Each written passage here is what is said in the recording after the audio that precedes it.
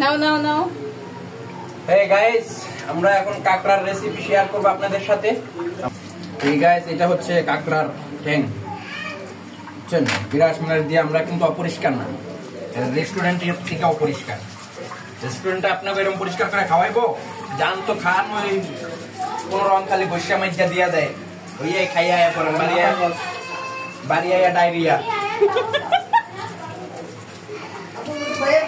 আবার মনে করেন খাইবেন, আমাকে হায়ার করে নিবেন, কিন্তু দুঃখবশত খাওয়াইতে পারবো না আমরা।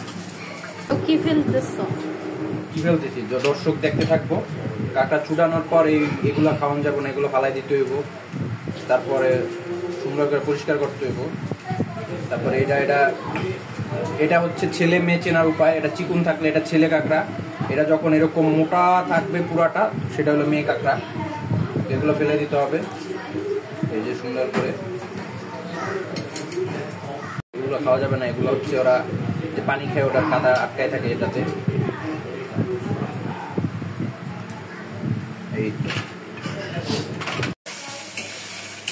এই যে গাইস, আমাদের হচ্ছে বাবুর্চি, কাঁকড়া রান্না করার বাবুর্চি আর কি।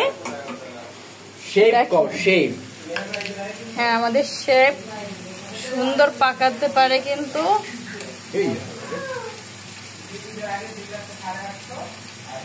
দেখেন, সল্ট বের মতো হলুদ দিচ্ছে।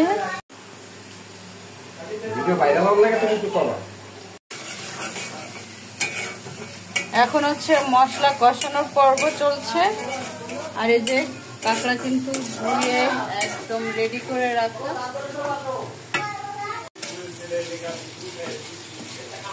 সামান্য দিচ্ছি, বেশি দিন একদম একদম মনে করো শুকনা থাকে, বুঝছো?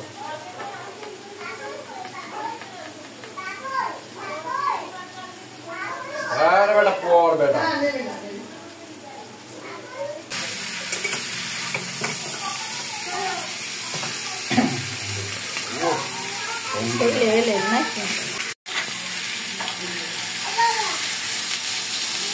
দাও।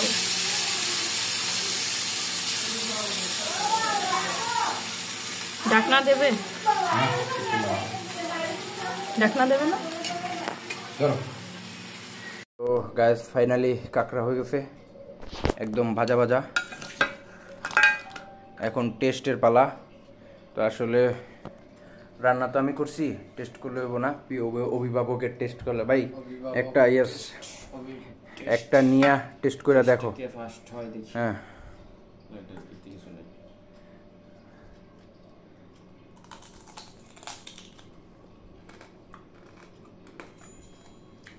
কিরকম হয়েছে? মজা হয়েছে, এটার ভিতরে মশলা গেছে। তো আপনারা কাঁকড়া খান কিনা কমেন্টসে জানাই দিবেন।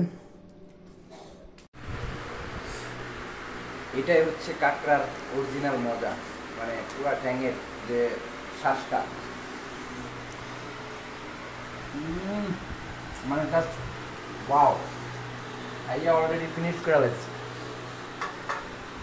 পুরা একের কাঁকড়া কিনছে, একের ওরা পুরা খাওয়ার মধ্যেই আছে। ওর মানে ব্যাংকের সব খাওয়ার মধ্যে কামড়